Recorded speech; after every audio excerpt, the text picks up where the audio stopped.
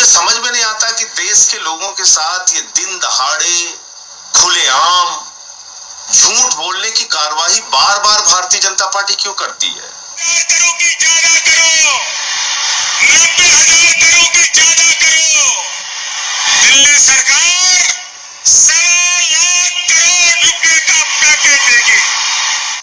जब आप लॉकडाउन घोषित करने के लिए अनुमति नहीं लेते हैं राज्यों की, तो आप ट्रेन चलाने के लिए अनुमति का बहाना क्यों करते हैं।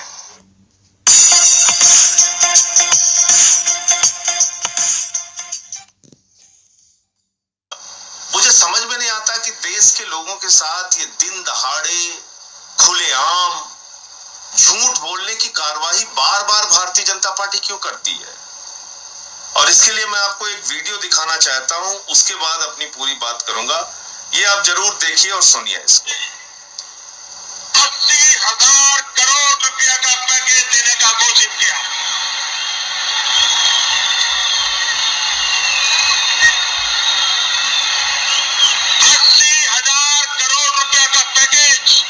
हमने तय किया है कि कालखंड में 100 लाख करोड़ रुपया, 100 लाख करोड़ रुपया आधुनिक इंफ्रास्ट्रक्चर के लिए लगाए जाएंगे,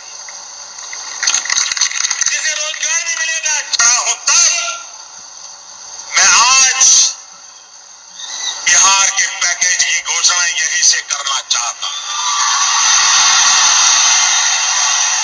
करो 50,000 करो कि ज्यादा करो, 60,000 करो कि ज्यादा करो, 70,000 करो कि ज्यादा करो, 75,000 करो कि ज्यादा करो, 80,000 करो कि ज्यादा करो, 90,000 करो कि ज्यादा करो। मेरे भाइयों बहनों, मैं आज वादा करता हूं, दिल्ली सरकार कान बराबर ठीक रख के सुन लीजिए। दिल्ली सरकार 1,00,000 करोड़ रुपए का पैकेज देगी। हर संकट के समय एक पैकेज घोषित करने की फैशन हो गई है। भाई आपको कुछ मिलता है कि इतने पैकेज आते हैं, मिला है कुछ? आपको मिला है कुछ? ये जो पैकेज घोषित करते हैं ना, और जो कुछ देते नहीं है, अब उनको पैक कर करके भेजने का समय आ गया। तो आपने देखा कि प्रधानमंत्री जी के बड़े बड़े दावे, उन्होंने 80,000 करोड़ रुपए का पैकेज जम्मू कश्मीर के लिए घोषित किया था, 1 लाख करोड़ रुपए का पैकेज आधुनिक इंफ्रास्ट्रक्चर डेवलप करने के लिए घोषित किया था, 1,25,000 करोड़ का पैकेज बिहार के लिए घोषित किया था। और इसके साथ साथ उन्होंने ये भी कहा कि ऐसे संकट के समय में पैकेज घोषित किए जाते हैं। वो किसी दूसरी मीटिंग का संदर्भ लेते हुए उन्होंने बोला है, किसी संकट के समय में कैसे पैकेजों की घोषणा की जाती है। और आज की तारीख में इस कोरोना संकट के समय में भी एक डेटा, एक बड़ा फिगर देश के सामने रखा गया, 20 लाख करोड़ रुपए का पैकेज पूरे हिंदुस्तान को दे दिया गया। लेकिन क्या इसमें गरीबों के लिए कुछ मिला? क्या इस पैकेज की जमीनी कोई वास्तविकता या सच्चाई आपको दिखती है? इस पर बहुत चर्चा हो चुकी है, आप सारे लोग जानते हैं। लेकिन इसके अलावा भी मैं एक और बात इस कोरोना संकट के समय में जो बीजेपी का दावा था, उसका सच आपके सामने रखना चाहूंगा।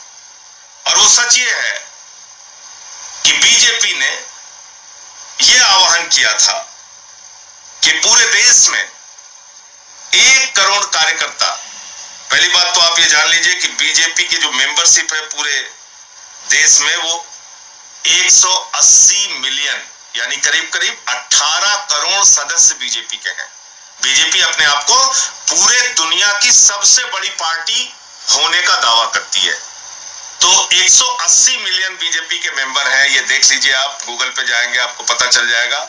और 180 मिलियन का मतलब 18 करोड़ सदस्य बीजेपी के हैं। अब आगे आते हैं।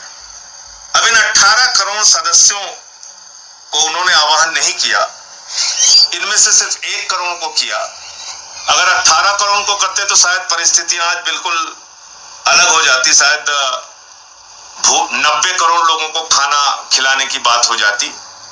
लेकिन ये बीजेपी का दावा है कि 1 करोड़ कार्यकर्ता उनके 5 करोड़ लोगों को प्रतिदिन खाना खिलाएंगे। बीजेपी के 1 करोड़ कार्यकर्ता 5 लोगों को प्रतिदिन, यानी 5 करोड़ लोगों को प्रतिदिन खाना खिलाएंगे। ये आह्वान भारतीय जनता पार्टी के नेताओं ने किया। और ये कब का किया हुआ आह्वान है, ये कब का ऐलान है? ये 26 मार्च का ऐलान है। 26 मार्च से 5 करोड़ लोगों को प्रतिदिन बीजेपी खाना खिला रही है देश में, ऐसा दावा भारतीय जनता पार्टी के लोग कर रहे हैं। अब आप सोच लीजिए कि 26 मार्च से आज तक अगर आप इस संख्या को जोड़ेंगे तो करीब करीब भाजपा के दावों के मुताबिक 275 करोड़ थाली वो खाना खिला चुके हैं। 275 करोड़ थाली, आप समझ पा रहे हैं कितना बड़ा दावा है बीजेपी का? आपको कहीं दिखा देश में 5 करोड़ लोगों को बीजेपी खाना खिला रही प्रतिदिन? आपको कहीं दिखा कि 275 करोड़ थाली खाना अब तक बीजेपी पूरे देश में खिला चुकी है? आपको कहीं ये बातें दिखी? और 18 करोड़ उनके मेंबर हैं। अगर मेंबरों का दावा कर देते तो मेरे ख्याल से 90 करोड़, मुझे तो लगता है कि पड़ोसी देश भूटान को, नेपाल को, बांग्लादेश को और श्रीलंका को, सबको, अड़ोस पड़ोस के सारे देशों को खाना खिलाने का दावा कर देती बीजेपी। लेकिन चलो अच्छा है कि उन्होंने 1 करोड़ लोगों का दावा किया था। इस तरह का झूठ भारतीय जनता पार्टी क्यों बोलती है? खुलेआम झूठ बोलना, गरीबों का मजाक उड़ाना, ये क्यों भारतीय जनता पार्टी बार बार करती है? गरीब विरोधी मानसिकता बीजेपी की है। ये अमीरों की पार्टी है। इन्होंने गरीबों को मरने के लिए सड़क पर छोड़ दिया है। आप देखिए, कल भागलपुर में भी एक्सीडेंट हो गया। बिहार के अंदर 9 लोगों की जान चली गई। उसके पहले औरैया में 24 लोगों की जान चली गई। उसके पहले औरंगाबाद में 16 लोगों की जान चली गई। 6 लोगों की जान सागर में चली गई। 5 लोगों की जान मुजफ्फरनगर में चली गई। पूरे देश में मजदूर जो है, प्रवासी मजदूर, वो जमीन पर, सड़क पर बैठा है, आस लगाए घर जाने के लिए। वो उसके पांव में छाले पड़ जा रहे हैं। माताओं बहनों की ऐसी घटनाएं सामने आती हैं, आंख से आंसू निकल आएगा। एक महिला की डिलीवरी रास्ते में हो गई। इस तरह की खबरें आ रही। लोग मर जा रहे हैं चलते चलते। लेकिन झूठ पे झूठ, झूठ पे झूठ, झूठ पे झूठ। कल आपने देखा गृह मंत्रालय का आदेश आ गया। अब गृह मंत्रालय कह रहा है राज्यों से अनुमति लेने की जरूरत नहीं है, ट्रेन चल सकती है। इसके पहले पीयूष गोयल जी क्या कह रहे थे? बंगाल की राज्य सरकार हमको अनुमति नहीं दे रही है, छत्तीसगढ़ की राज्य सरकार हमको अनुमति नहीं दे रही है, झारखंड की राज्य सरकार हमको ट्रेन चलाने की अनुमति नहीं दे रही है। और मैंने तब भी कहा था, आम आदमी पार्टी ने तब भी कहा था, एनडीएमए एक्ट लागू है, नेशनल डिजास्टर्स मैनेजमेंट एक्ट, यानी इस एक्ट के तहत भारत की सरकार, केंद्र की सरकार, बीजेपी की सरकार राज्यों को निर्देश जारी कर सकती है। उसको किसी अनुमति की जरूरत नहीं। जब आप लॉकडाउन घोषित करने के लिए अनुमति नहीं लेते हैं राज्यों की, तो आप ट्रेन चलाने के लिए अनुमति का बहाना क्यों करते हैं? क्यों बार बार अनुमति का एक बहाना लेके झूठ बोलते हैं देश के लोगों के साथ? कल गृह मंत्रालय ने आदेश कर दिया कि अब राज्यों की अनुमति की जरूरत नहीं, अब ट्रेनें चल सकती हैं।